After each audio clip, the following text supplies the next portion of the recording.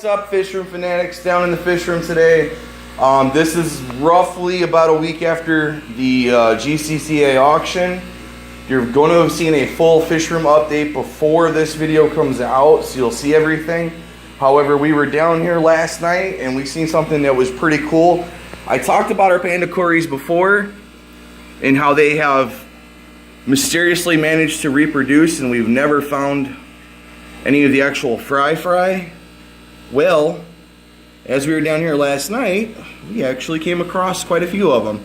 Now that I'm down here and trying to record them, they're probably not going to come out because that's how it usually goes. And I don't want to get in there and scare them off too much. But you can see there's a couple of the adults and there's one of the babies. So we discovered these little guys in here the other night, last night as a matter of fact. And I thought it was the coolest thing because we're not even attempting to breed these guys. We're just leaving them in a tank by themselves with the celestial pearl danios, which are really small fish. If you don't know, they're a nano species. They're also called the margaritas danios or galaxy rasboras. And you can see them over here in this corner. They're all swimming along, taking off. So there's roughly 6 of them in this tank. And for the most part, they tend to leave everybody alone. And you can see there's 3 of them actually out of the 6. They tend to leave everybody alone, which allows the cories to reproduce freely. And as you can see, there's a little guy right there. There's a couple of them in here. But yeah, we were down here last night seeing that, and I was like, that is the coolest thing. Didn't even realize that they had reproduced. So they're in a good environment, clearly, because they're spawning, they're reproducing. And it's always happy and always nice to see that you're taking well care of them. And the CPDs do have coverage in here. They have a little bit of coverage in here. This tank's not as heavily planted as some of our other tanks, but they also have wisteria up top. So these guys have plenty of spaces to hide. There's a tri-barrel here, there's a tri-barrel back there. So they're definitely in a comfort zone. There's nothing in here that can really spook them off. They do shoal a lot. They swim together as a group. Normally there's 3 to 4 of them in a group, and there are some pretty aggressive males in here that go after the females pretty hard.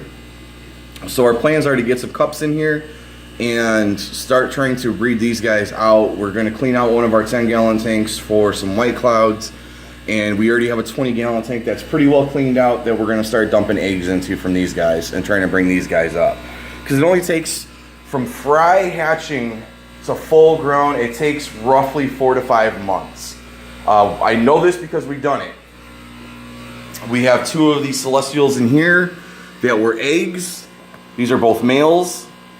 They have grown completely from eggs to this, which they took off because they seen me. But it only takes between 4 to 5 months for them to grow to a point where they're adult size and able to reproduce. So they're able to be sold. Look at that, really.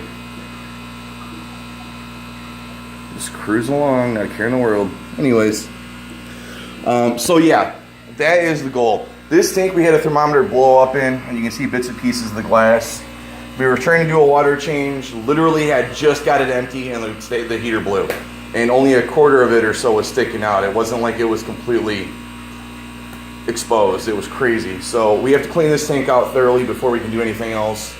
But once this tank's cleaned out, it's going to be a shrimp tank. We got another tank underneath, 2 tanks underneath.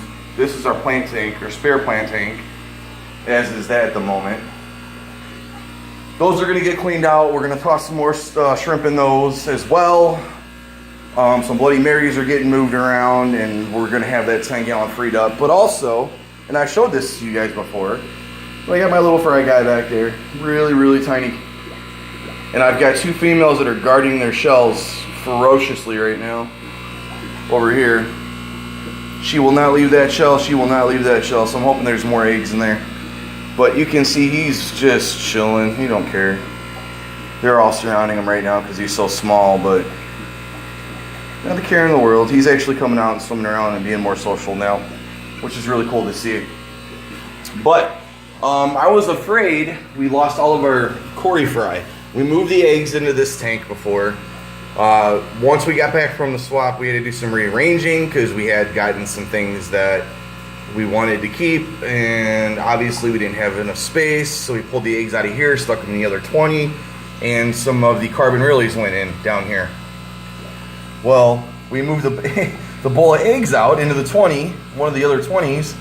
None of them hatched. There was a couple actually that did hatch, but the fry didn't survive. So we're down here the other night, and amazingly enough, see if I can find any now. As the bowl was being moved, a bunch of the eggs had kind of floated out and came out and popped out and stayed in the tank. There's probably 10 or 15 of them that hatched in here. And there was one that just took off over there. I don't know if you're going to be able to see it or not because they're white on a white substrate. It's really hard to see. But yeah, there's like 15 of them in here. There might be more, it's hard to say. Super happy about that. Super happy about that. There you go. Up close and personal. There's one. So these guys hatched and they're doing really well in here. You know, it's just funny how things work out sometimes. So that was really nice to see. And the carbon realies are still in here, believe it or not. They were out swimming around last night. Oh look, there's one on the glass. He's glass surfing. Cleaning up all the bits and pieces. They were out last night when we fed them, and now of course they've disappeared because there's no food. So it's interesting to see them when they come out. So they're still in here. There's just so few. It's really hard to see them right now. Oh, there's some more back there too. There's one in the filter. So there's quite a few of them in here. Anyways, it's really hard to catch these guys because there's so few of them in here right now that there's so much coverage they can hide. And that's kind of a good thing, kind of a bad thing. When you're trying to make a video, it's a bad thing because you can never find them. But it's a good thing because they'll be able to lay their eggs, or they'll be able to literally molt and then raise their eggs up and bear out the shrimp that we need them to bear out in order to fill this tank up. So it's a double-edged sword, if you will. But they're in there, they're doing good. And then over here we have our Mateo Corys. I don't know where they're at or what they're doing currently, but they're in here still. And this is another tank that the front of it's covered in algae, back of it's covered in algae, and that's a good source of food. So that if they do reproduce, they have immediate source of food, and we don't have to worry about it. And there's one of the Corys back there. He's really hard to see though. But a lot of our algified tanks are Cory tanks at this point because when they hatch, they want an immediate source of food, and that is an immediate source of food. So we don't have to worry about feeding them 1,000 times a day. They just have a source to graze off of. We can feed them a couple of times a day, and they still grow really well. So it works out really nicely. But that's really about it for the most exciting news down here as of right now. The green sailfin mollies haven't popped yet, which is a bit of a bummer. This is the tank that the who's-em-a-call-its, the celestials, will be going in, the eggs. And still no fry from any of the swords or anything, so there's that. But I'm going to sneak over here because I was quiet this time. And I'm going to show you what these guys do when we walk up to them.